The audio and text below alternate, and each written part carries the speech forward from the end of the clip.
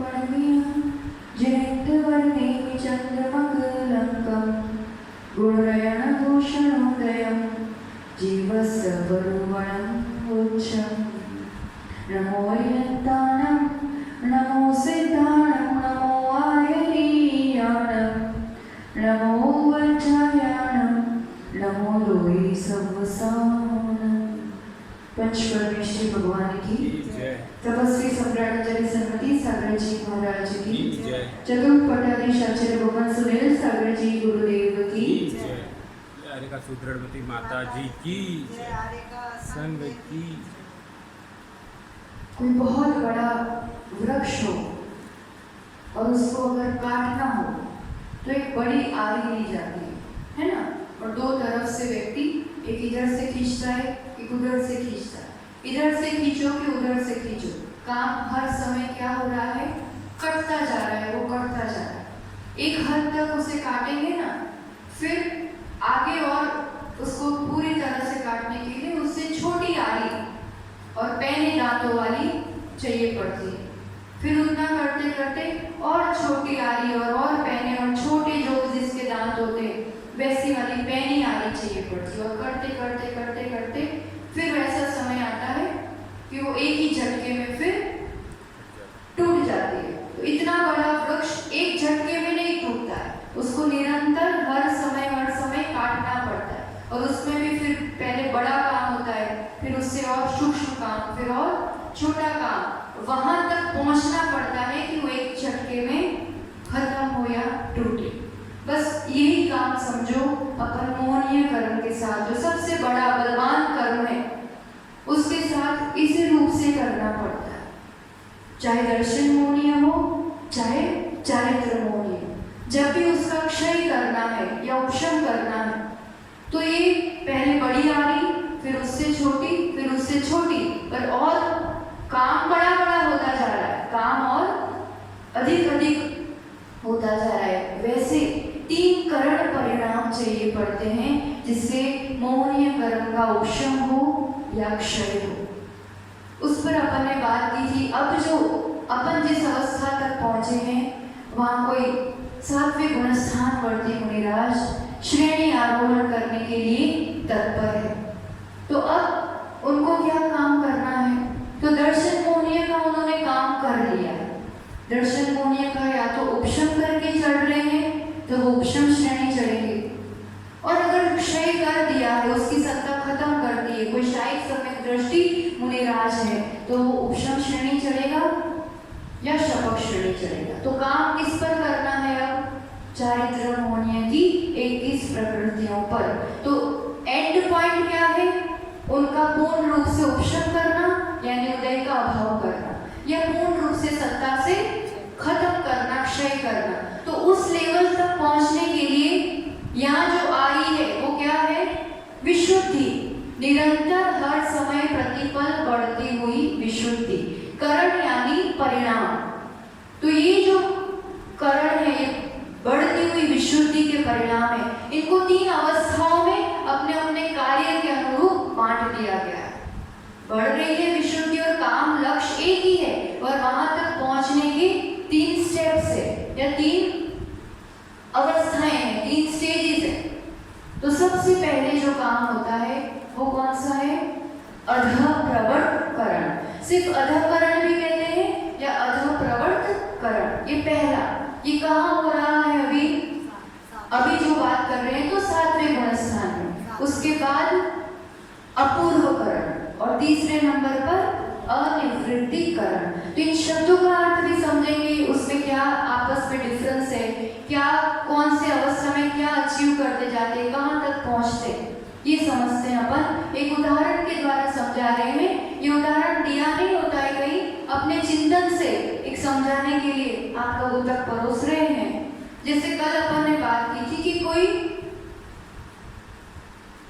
यात्रा पर निकला है, शिखर जी की यात्रा कर रहा है, तो कोई 4-5 व्यक्ति एक साथ निकले एक ही समय पर सबकी चाल, सबकी स्पीड, सबकी अपनी क्षमता अलग अलग है चढ़ने की, है ना। कोई फटाफट चढ़ जाएगा, कोई थोड़ा बीच में रह जाएगा, कोई लास्ट में रह जाएगा, या हो सकता है कोई दो बिल्कुल हाथ पकड़ के साथ साथ चढ़े, सब अपने अपने। तो यहाँ पर भी यही है कि अभी जिस अवस्था में है ना मुनिराज, देखो जो जीव के अपने परिणाम है या जो उसकी अनुभूति है वो दो चीजों पर निर्भर है। एक तो उसका उस वक्त का अपना पुरुषार्थ और दूसरा उस समय जो कर्म उदय में है उसका अपना फलदान शक्ति, उसकी अपना अनुभव। कर्म प्रकृतियां तो सबने एक से बांध दिए, जितने मुनिराज अभी तैयार है श्रेणी चढ़ने के लिए।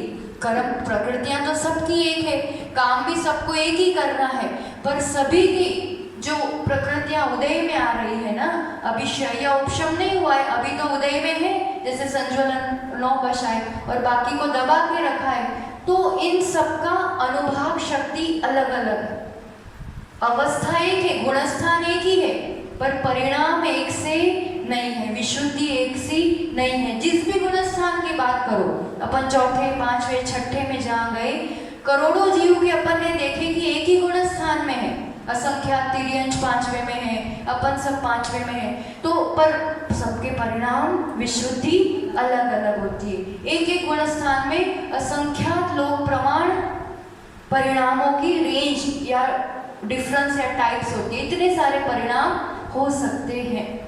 तो अब इतने सारे परिणाम हैं, तो अब जो अधप्रवर्तकरण, अभी जो अवस्था है उसमें किस टाइप के परिणाम हो सकते हैं, अलग अलग हो सकते हैं, है ना।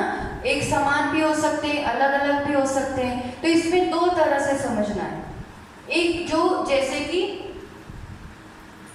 कोई मुनिराज ने 1 बजे विहार प्रारंभ किया, 2 मुनिराज ने एक साथ विहार प्रारंभ किया।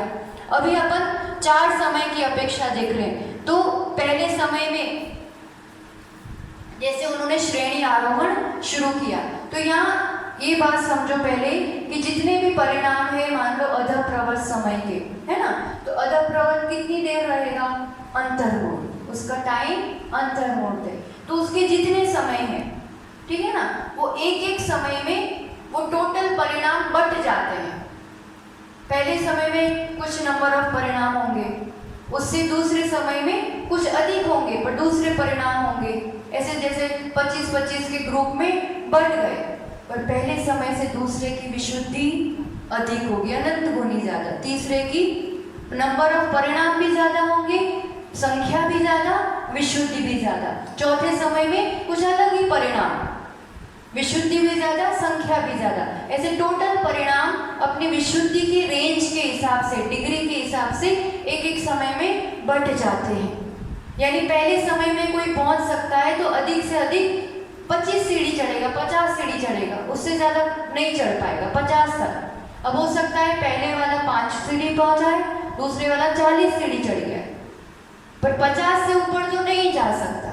फिर दूसरे समय में कोई निकला है, तो दूसरे समय में अब यहाँ पर जो अधप्रवर्त है ना, उसमें दूसरे समय में कॉमन परिणाम भी होते हैं, जैसे जो पहले समय में थे वो डिग्री भी रहेगी और कुछ रिपीट भी होंगे, जैसे दूसरे समय में भी वो रेंज यानी वो डिग्री रह सकती है। जैसे पहले समय में 1 से लेके 12 डिग्री तक का एक रेंज बांध दिया कि किसी जीव को परिणाम हो तो 1 से लेकर के 12 तक हो सकते हैं, ज़्यादा से ज़्यादा, क्योंकि एक लिमिट तो होती है। अभी चढ़ाई है तो एकदम सबसे ऊपर तो नहीं पहुंच जाएगा, तो कहाँ तक पहुंच सकता है, वो ये डिसाइडेड है, ये अपने जो सिद्धांत से कि कौन कितने लेवल तक पहुंच सकता है, तो वहाँ तक है।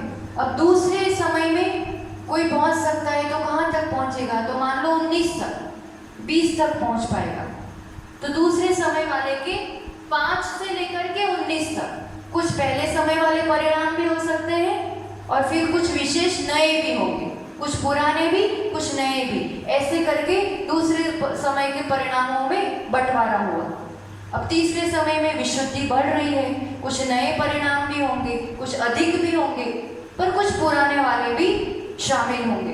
तो तीसरे समय में मान लो अपन ने 9 से वो 25 डिग्री तक पहुंच पा रहा है, और चौथे समय में 30 तक, और पहले के 12 से लेकर के 30 तक, इस रूप की ये समझने के लिए रूपरेखा बनाई है।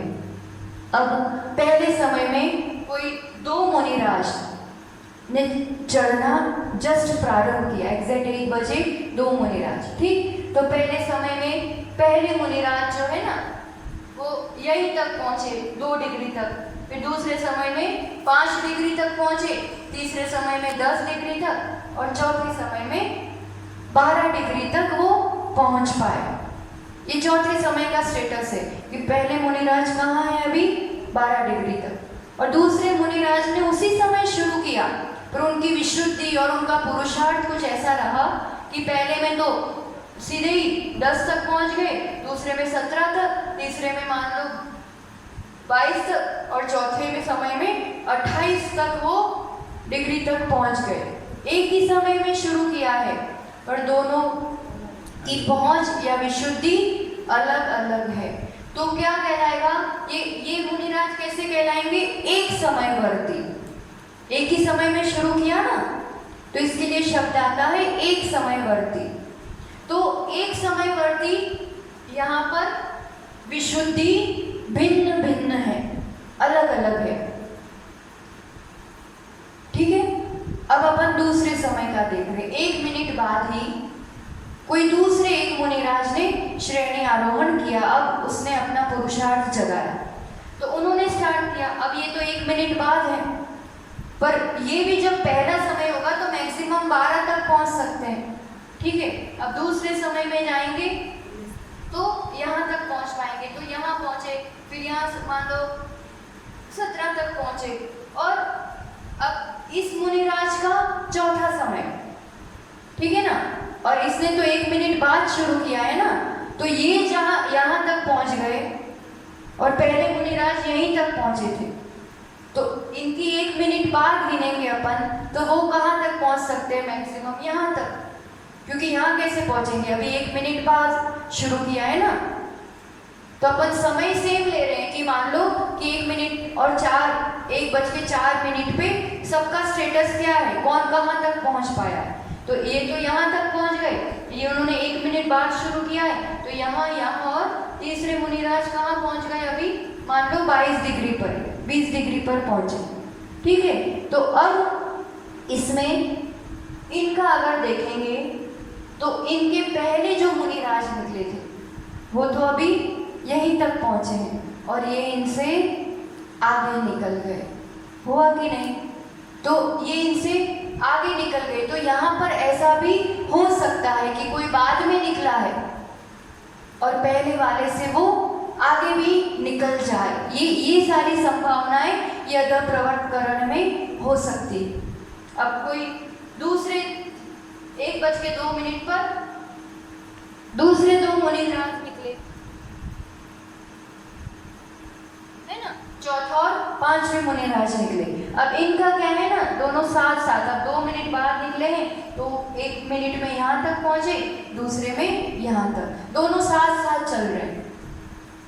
तो एक समयवर्ती जो मुनिराज है उनके परिणाम भिन्न भी हो सकते हैं और एक समान भी हो सकते हैं। दोनों संभावनाएं यहाँ पर है कि एक समान विशुद्धि है या अलग अलग है, ठीक।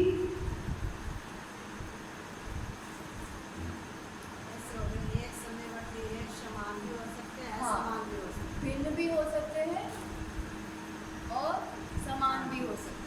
अब रही बात भिन्न समयवर्ती की, ठीक। तो उसमें अब मान लो 1:03 पर और 2 मुनिराज निकले, ठीक है ना। अब ये जो छठे मुनिराज है ना, उनका ऐसी विशुद्धि है या उनके इस रूप का पुरुषार्थ है कि वो सीधा पहुंच गए 12 डिग्री पर, और 7वां मुनिराज है यहाँ तक पहुंचे 8 तक। तो अब पहले समय वाले मुनिराज जहाँ तक पहुंचे चौथे समय में, और ये एक ही बार में वहां तक पहुंच गए, मतलब नीचे समय वाले सबसे पहले। हाँ, तो अब ये क्या कहलाएंगे? नीचे समय वाले कहलाएंगे ना। जो पहले चढ़े वो ऊपर समय वाले, समय की अपेक्षा करेंगे तो पहला समय, दूसरा, तीसरा और चौथा समय, उसमें देख रहे हैं तो ये ऊपर ऊपर के समय कहलाते हैं। यहाँ एक मुनिराज की विशुद्धि है, यहाँ कुछ है, यहाँ कुछ है, तो ये जो नीचे के समय, ये नीचे समय वाले मुनिराज कहलाते हैं, ये ऊपर समयवर्ती कहलाते हैं। ठीक है, तो ऊपर समयवर्ती जीवों के या मुनिराज के परिणाम नीचे समय वाले मुनिराज के परिणाम से भी मिल सकते हैं, इसलिए इसको कहते हैं अधःकरण। अध यानी नीचे। तो कोई ऊपर चढ़ गया है, किसी ने पहले शुरू किया है कुछ समय पहले, तो वो जहां तक पहुंचा है हो सकता है कि नीचे वाला भी एक ही बार में वहां तक पहुंच जाए, उसके लेवल तक पहुंच जाए। यहाँ जो परिणामों का रेंज है और जो टाइप है वो इस हिसाब से है कि ऊपर वाले जीवों के परिणाम नीचे समय वाले जीवों से मिल सकते हैं। मिलेंगे ही जरूरी नहीं है, पर मिल सकते हैं, ये यहाँ पर ऐसी संभावनाएं हैं। इसलिए ये क्या हो गया, ऊपर समय वाले, इनका तो ये चौथा समय है और इनका ये पहला समय है, तो ऊपर समय वाले के परिणाम नीचे के जीव से परिणाम मिल गए, इसलिए इसका नाम दिया है अधःकरण। तो अब भिन्न समयवर्ती की बात करेंगे। तो अब भिन्न समयवर्ती यानी अलग अलग समय पर जिन्होंने चढ़ना प्रारंभ किया। ठीक है, तो अब यहाँ पर भिन्न समयवर्ती, भिन्न भी हो सकता है परिणाम, इनके अलग है, इनके अलग है, ये अलग पहुंचे हैं, ये अलग पहुंचे हैं। ठीक है, अलग अलग समय पे परिणाम अलग अलग भी है और एक समान भी है, दोनों का समय अलग है चढ़ने का, पर परिणाम एक से है। इसलिए भिन्न समयवर्ती के लिए भी दोनों आएगा कि परिणाम भिन्न भी हो सकते हैं और समान भी हो सकते हैं। अब अजह प्रवर्त की अपन परिभाषा थोड़ी गाथा से देख करके समझते हैं कि यहाँ क्या कहना चाह रहे हैं। फिर अपूर्वकरण का अगर इसी उदाहरण में देखना हो तो वो देख लेते हैं पहले, फिर अधःकरण में जाते हैं। अब अपूर्वकरण का समझना हो वो अलग से अपन समझेंगे ये पूरा, पर इसी उदाहरण में घटा के कि उसमें क्या डिफरेंस आता है।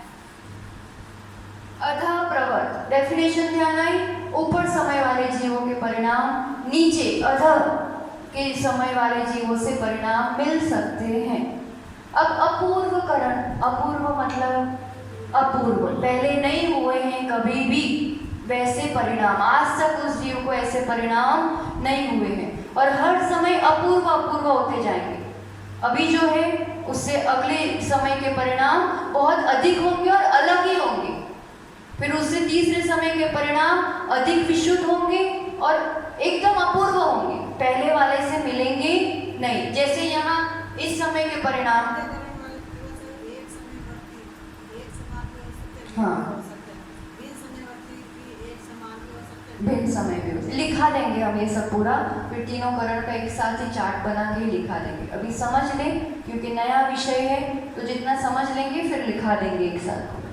तो अपूर्वकरण मतलब अपूर्व अपूर्व परिणाम। यहाँ क्या हो रहा था पहले समय में, यहाँ भी काम यही है कि टोटल नंबर ऑफ परिणाम है उसको एक एक समय में बांट दिया है। बांटा किस रूप से है कि विशुद्धि बढ़ती हुई हो, उस रूप से बांटा है।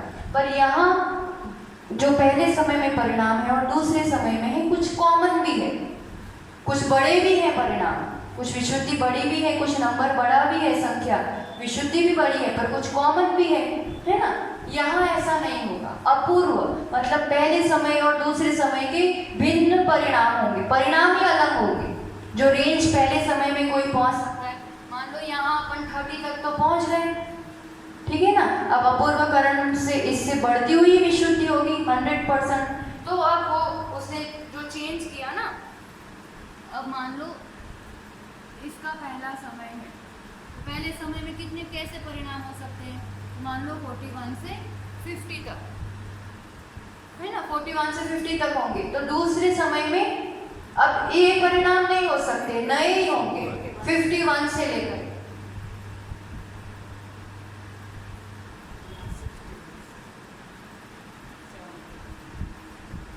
सबसे पहला डिफरेंस समझ में आया। यहाँ हर समय में अपूर्व अपूर्व परिणाम, पहले वाले परिणाम रिपीट नहीं होते, एकदम नए नए और विशुद्ध वाले परिणाम। अब ये एक बात, अब इसमें भी जैसे 8वें गुणस्थान में प्रवेश किया किसी मुनिराज में, अब इसमें क्या होता है, एक समयवर्ती मुनिराज है, यानी एक ही समय में निकले हैं कोई। तो अब जैसे इस समय में 2 मुनिराज निकले, ठीक है ना। अब यहाँ पर ऑप्शन है जैसे 41 से 50, यहाँ बहुत सारे परिणाम हैं अलग अलग विशुद्धि वाले, एक लिमिट बांध दी पर है तो बहुत सारे। तो दोनों मुनिराज के एक समान परिणाम भी हो सकते हैं कदाचित कि दोनों 45 डिग्री पर पहुंचे, पर ऑप्शन है तो कोई मान लो 41 से 42 पर पहुंचा और कोई 49 पर पहुंच गया। तो एक ही समयवर्ती मुनिराज में परिणाम भिन्न भी हो सकते हैं और समान भी हो सकते हैं। यहाँ जो अपूर्वकरण में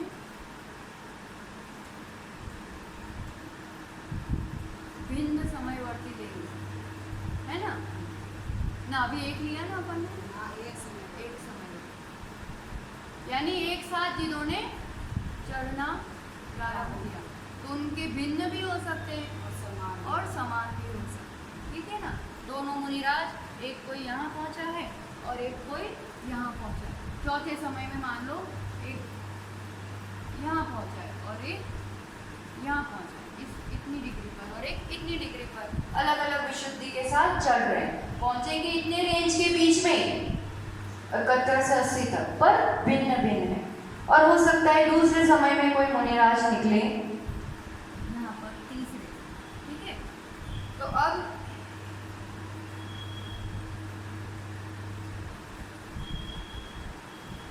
वो यहाँ तक पहुँच पाएंगे तीसरे समय में, है ना।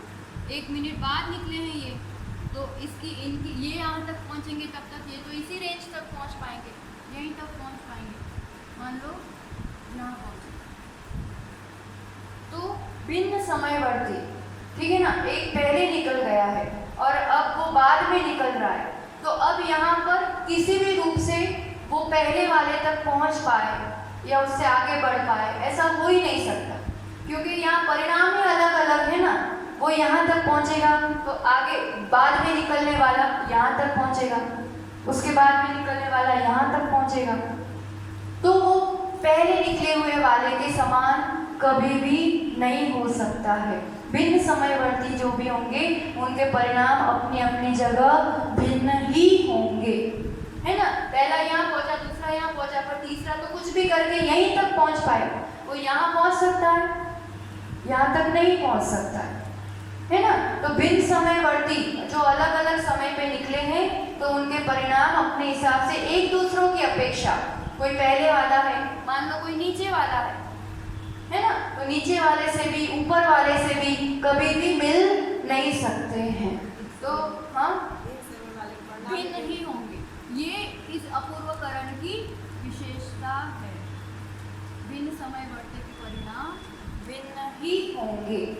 यहाँ कुछ ऐसा इतनी रेंज उस टाइप की है कि यहाँ मिल सकते हैं परिणाम अधः प्रवर्त में। अपूर्वकरण में अब आगे बढ़ते बढ़ते बढ़ते जो जिस समय निकला है अपने हिसाब से पुरुषार्थ, पहले वाले के वो क्रॉस नहीं कर सकता, आगे नहीं जा सकता, समान नहीं पहुंच सकता।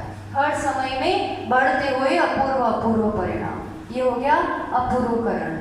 अब कहाँ पहुंचना है इससे? बढ़ती हुई विशुद्धि के साथ कहाँ पहुंचेगा जीव? अनिवृत्तिकरण। ठीक, निवृत्ति मतलब भेद होना, डिफरेंस होना, कुछ फर्क होना। अनिवृत्ति मतलब कुछ भी भेद नहीं है ना। यहाँ एक समयवर्ती जो जीव थे उनके परिणाम कदाचित अलग अलग हो सकते हैं, पर अनिवृत्तिकरण यानी उस अवस्था तक जीव पहुंच गया। अब उसने क्या किया ना, अभी तक क्या था ना, जो भी मुनिराज चढ़े थे उनके सब के अनुभाग स्थिति अलग अलग थी, तो वो परिणाम इसलिए डिफरेंस आ रहा था। अब इन दो करण में उसने ऐसा काम कर लिया कि जो जितनी भी बड़ी कम ज़्यादा अनुभाग स्थिति थी सबको एक लेवल में ला दिया। अब यहाँ तक पहुँचने पर ये लास्ट तक पहुँच गए ना अपूर्वकरण के, अब सबकी स्थिति अनुभाग एक समान है। किसी की ज़्यादा थी तो उसने और पुरुषार्थ करके कम कम कम कर दी, अब सबको एक लेवल में आ गए। अब एक लेवल में आ गए मतलब अनिवृत्तिकरण में प्रवेश कर रहे हैं, तो अब निवृत्ति नहीं है, भेद नहीं है। अब सभी मुनिराज एक से परिणाम, एक समय का एक ही परिणाम होगा वहाँ पर। जैसे 4 समय हैं पूरे, तो पहले समय में मान लो 90 डिग्री है ना, दूसरे में 92 है, तीसरे में 94 है, चौथे में 96 है, तो ये फिक्स परिणाम है। अगर पहले समय में कोई 9वें गुणस्थान के पहले समय में है तो फिक्स यही परिणाम होंगे, जितने भी मुनिराज होंगे उसमें एक समयवर्ती जीव के परिणाम एक समान। उसमें जैसे इसमें ऑप्शन है ना, रेंज है कि नंबर ऑफ परिणाम बहुत सारे हैं, तो किसी का कुछ किसी का कुछ।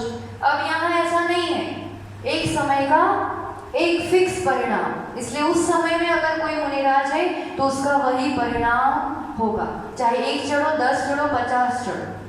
एक समयवर्ती मुनिराज के परिणाम एक समान, और भिन्न समय वालों के भिन्न ही होंगे, क्योंकि एक दूसरे से अलग अलग ही परिणाम है। तो एक समयवर्ती के भी भिन्न समान ही परिणाम और भिन्न समयवर्ती के भिन्न ही परिणाम। ये हो गया अनिवृत्तिकरण। इस अवस्था तक पहुंचना है कि समान परिणाम, जैसे सभी सिद्धों के एक समान परिणाम होते हैं ना, क्योंकि कर्म रहित अवस्था है। तो अब यह उस अवस्था तक कर्मों का लेवल पहुंचा दिया कि अब सबके कर्म एक जैसे हैं मोहनीय की अपेक्षा, इसलिए सबके परिणाम भी एक जैसे हैं। तो इस रूप से अपन को इन तीनों गुण स्थानों को देखना है। तो अब अपन गाथाओं से अधप्रवर्त का देखते हैं, और यहाँ पर ये जो परिणाम मिलते हैं ना, तो उसकी पूरी अनुकृष्टि रचना आचार्य भगवान समझाते हैं। तो अब उसी का अपन देखते हैं। ये अपन ने सामान्य रूपरेखा देखी कि तीनों में क्या लक्षण है, क्या फर्क है, क्या उसका अर्थ है। ठीक है, स्थान की गाथा।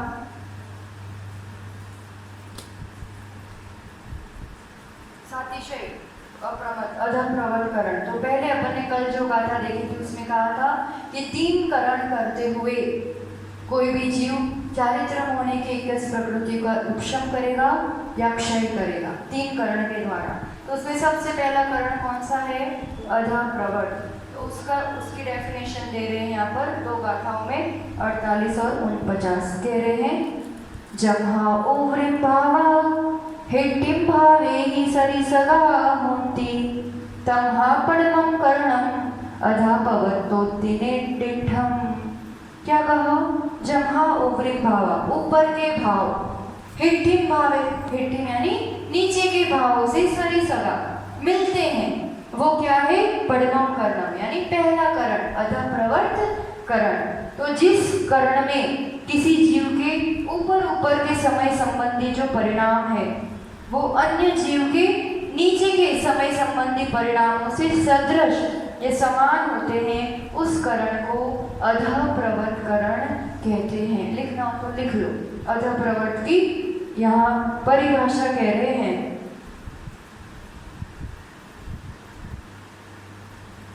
अधप्रवर्त करण जिस करण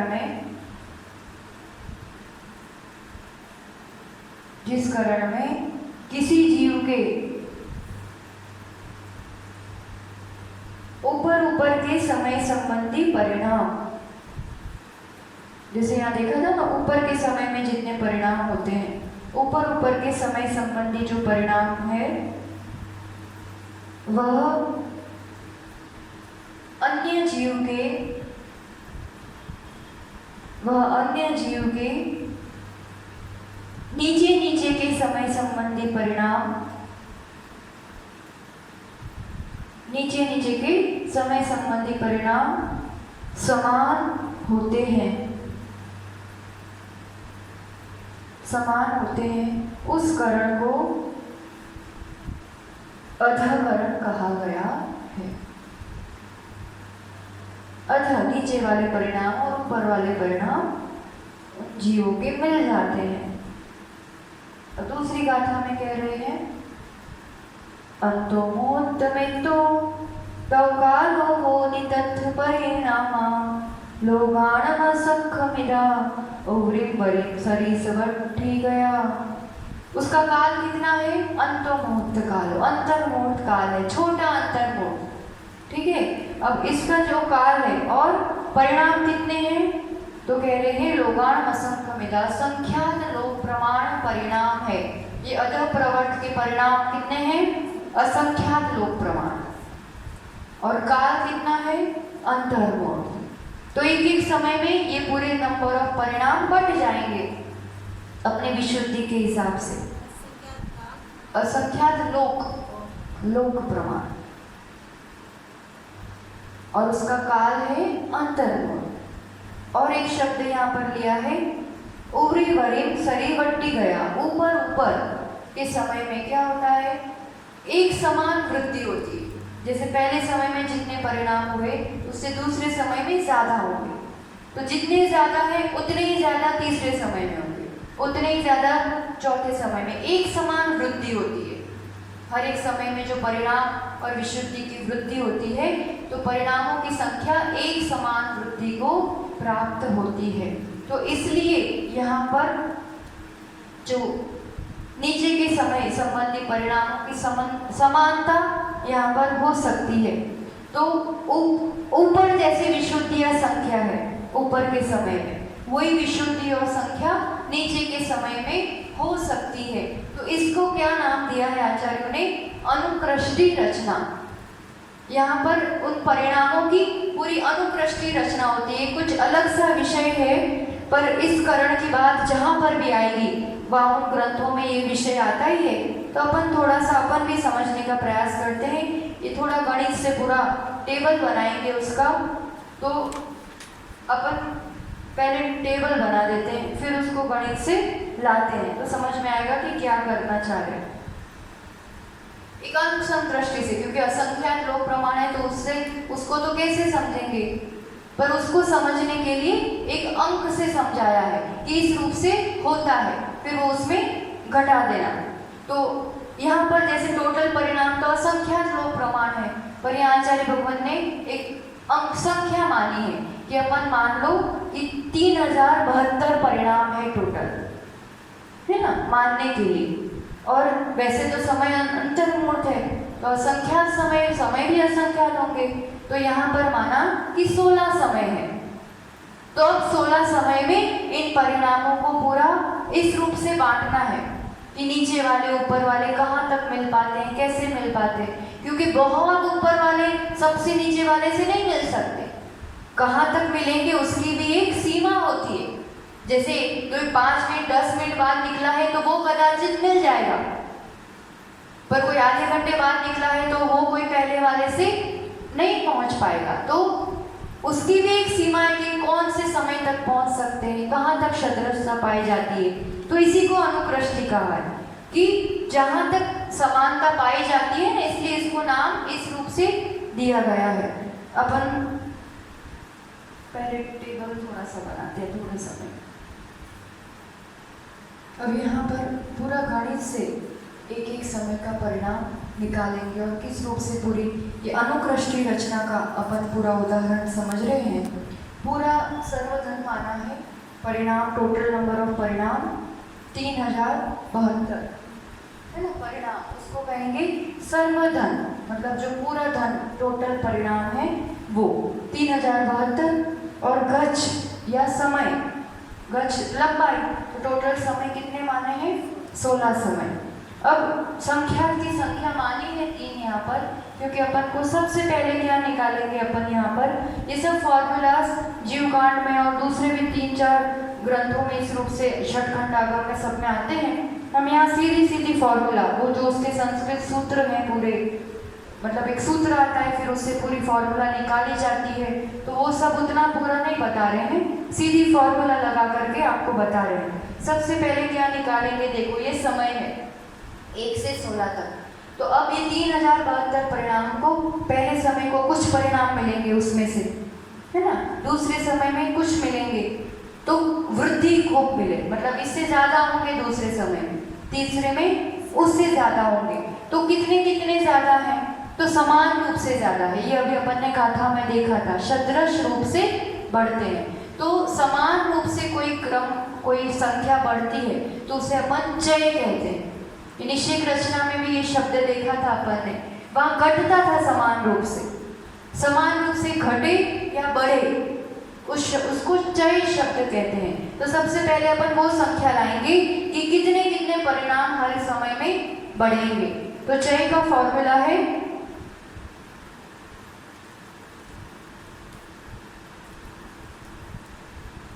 सर्वधन, यानी टोटल परिणाम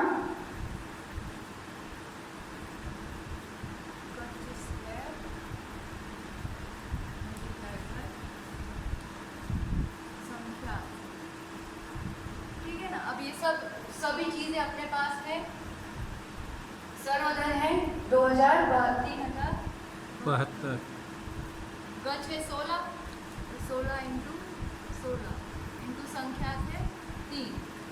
अभी अपन सब करते हैं 16।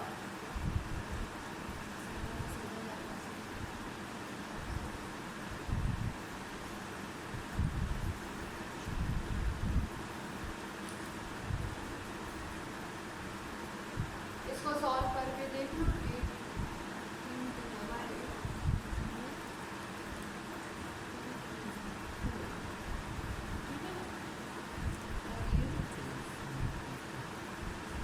में जाएगा सीधा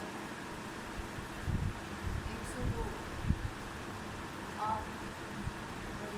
ये संख्या आएगी 4। चय का प्रमाण आता है इधर पूरा 4, यानी हर समय 4 परिणाम अपन यहाँ पर पढ़ेंगे। अब इसका टोटल लाएंगे पहले, मतलब एक समय में 4 परिणाम पढ़ेंगे तो टोटल कितने पढ़ेंगे, है ना। तो उसको कहा है चय धन। ये अपन इसलिए निकाल रहे हैं क्योंकि अपन को पहले समय के परिणाम निकालने पड़ेंगे। पहले समय के निकल जाएंगे, फिर तो दूसरे में 4 बढ़ा दो, तीसरे में और 4 बढ़ा दो, तो उसके लिए पहले चय धन निकाल रहे हैं। तो चय धन का फॉर्मूला है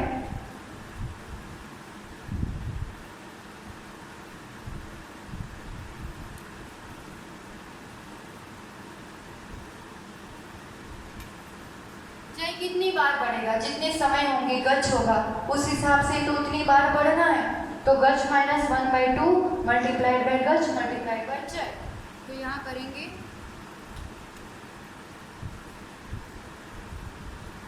तो ये जो रकम आती है ये है 480 आती,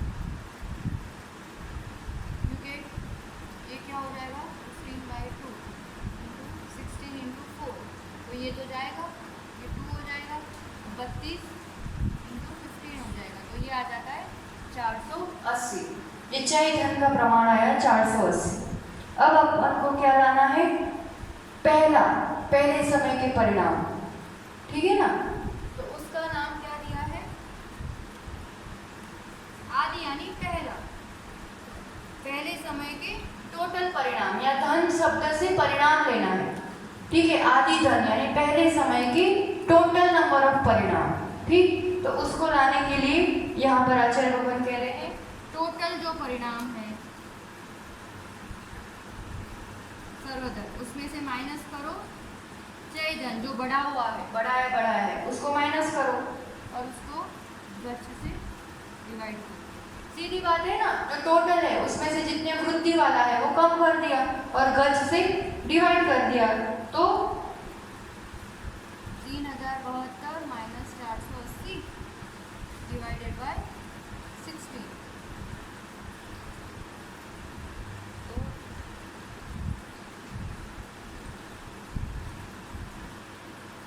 माइनस करो,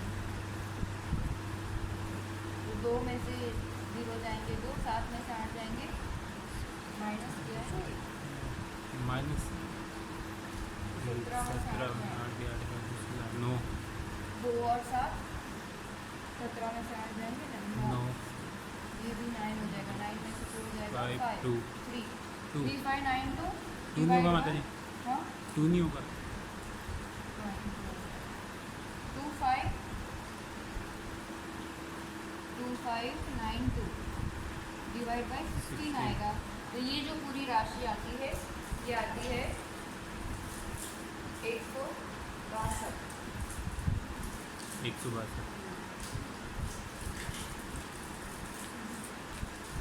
ये क्या आ गया अपने पास अब, हाँ पहले समय का परिणाम, ये जो अपना चल रहा है, हाँ हाँ, तो ये नहीं 162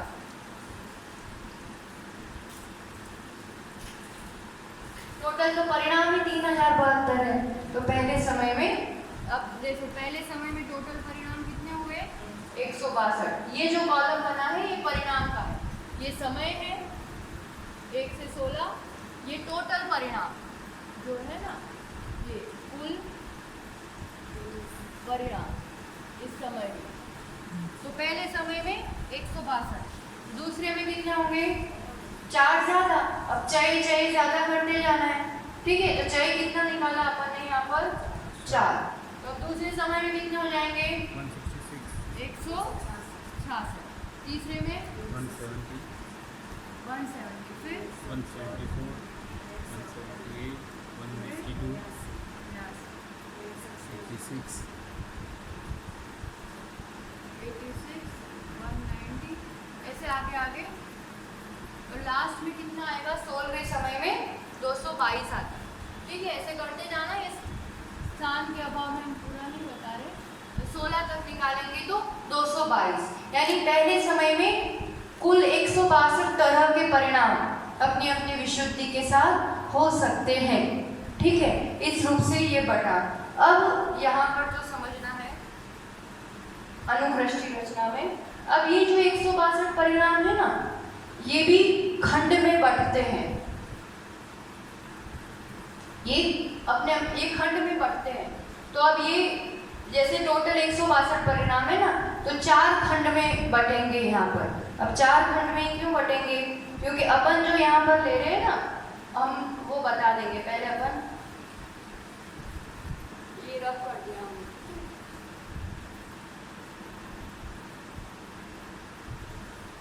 इसका मैथ्स बाद में बता देंगे, समय कल मतलब पूरा बता देंगे। अब यहाँ क्या कर रहे हैं वो बता दे रहे हैं।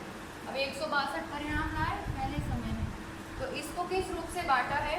4 खंडों में, ठीक। खंड है ये, ठीक है। 1 2 3 4 ये खंड है।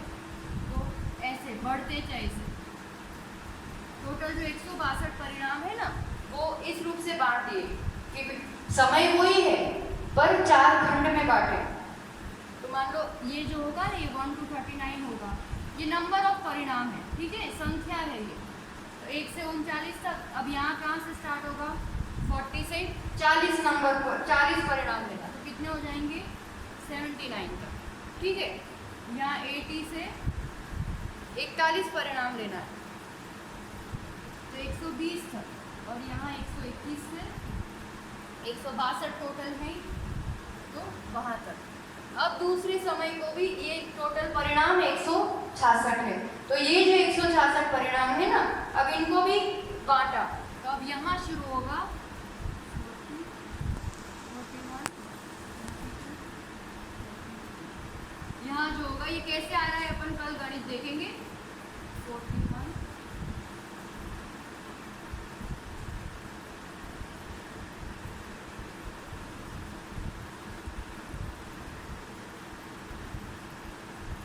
अब यहाँ क्या हो रहा है? परिणाम तो है पर कुछ पूर्व के परिणाम है और कुछ नए हैं। जैसे यहाँ 39 से शुरू किया, अब ये कहीं भी रिपीट नहीं हो रहा है, ये कुछ सबसे कम वाले परिणाम हैं। अब कुछ ऐसे परिणाम हैं, जैसे ये 40 परिणाम है, 40 से 79 तक, 40 to 79। ये पहले समय वाले को भी हो सकता है, तो कोई दूसरे समय वाले को भी हो सकता है। ये कॉमन परिणाम हो गए 2 समय के।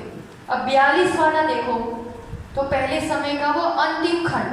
पहले समय में किसी को उसमें से परिणाम हो सकता है, मान लो 121, 122 वाला परिणाम हुआ, तो वो परिणाम कोई दूसरे समय वाले को भी हो सकता है, तीसरे वाले को भी हो सकता है, और चौथे समय वाले को भी वही परिणाम हो सकता है।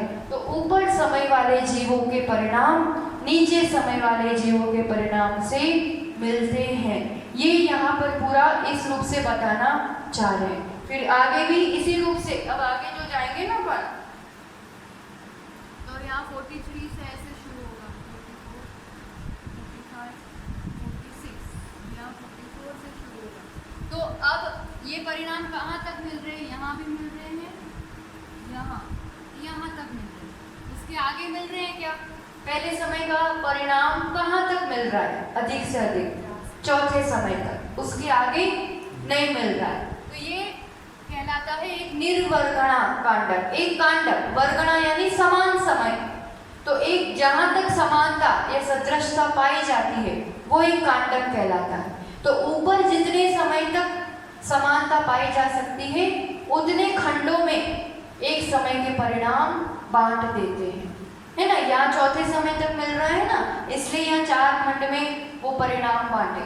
जैसे असंख्यात की संख्या में वहां जिस रूप से होता होगा, जिस समय तक परिणाम मिलते हैं उतने खंडों में वो उस एक एक समय के परिणाम बांटे जाते हैं। ये कहलाती है अनुकृष्टि रचना। ये एक ऐसी समानता जहां तक जिस रूप से पाई जाती है। तो पहले समय के मैक्सिमम चौथे समय तक रिपीट होंगे, कॉमन होंगे, वहां तक कोई जीव ऐसा पाया जा सकता है कि कोई चौथे समय वाला जीव इस विशुद्धि के साथ है और कोई अभी चढ़ाई है पहले ही समय में तो भी उसी विशुद्धि वाला है। अब 5वें वाला इससे नहीं मिलेगा। 5वें वाला कहाँ तक मिल सकता है? दूसरे समय तक ज्यादा से ज्यादा, है ना। 6ठा वाला होगा तो तीसरे समय तक मिल सकेगा। तो एक नीचे समय वालों से मिलते हैं पर फिर भी एक लिमिट है कि कौन कहाँ तक मिल सकता है, कितने ऊपर तक, कितने नीचे तक। तो इस रूप से पूरे परिणामों का बंटवारा होता है कि नीचे ऊपर की ये व्यवस्था जो अधःकरण में होती है ना, ये इस रूप से पूरी बनती है। तो ये संख्या कैसे आई, उसका मैथ्स और ये पूरा टेबल एक बार कल फिर से अपन देख लेंगे। पर एक साधारण से रूपरेखा बताई कि ऐसी रचना अधःकरण में तो होती है पर अपूर्व करण में इस टाइप की अनुकृष्टि रचना नहीं होती है, क्योंकि उसमें अपूर्व परिणाम ही होते हैं। तो ये सब ऐसा गणित है तो क्यों करना और इसका क्या फायदा, ऐसा सब मन में किसी को रहता है। पर आचार्यों ने कितनी सूक्ष्मता से एक एक चीज देखी है और अपने लिए परोसी है, और उसमें और कुछ समझ में आया ना आए पर इतनी बात समझ में आती है कि एक एक समय की कीमत और एक एक समय के परिणामों में भी कितना तारतम्यता और किस रूप से अपन को कहाँ तक पहुँचना है। अभी अतः प्रवर तक भी ऐसा हो सकता है, फिर अपूर्व तो एक एक समय की महिमा, एक एक समय के परिणाम, एक एक समय की कीमत समझे। बंद भी एक समय में अनंत परमाणु का हो जाता है।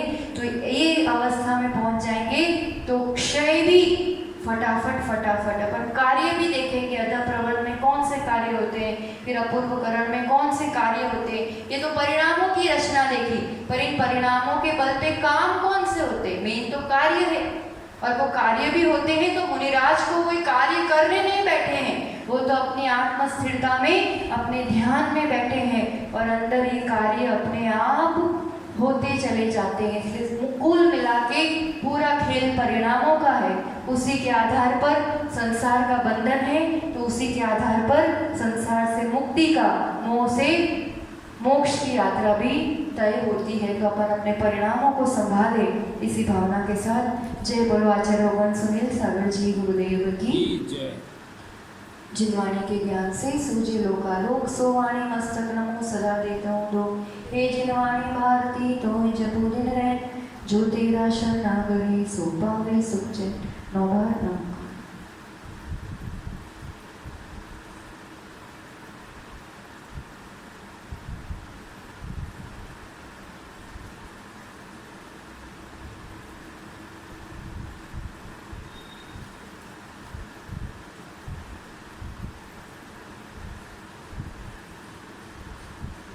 द्वादशांग में जिनवाणी माता की जय। आचार्य भगवान सुनील सागर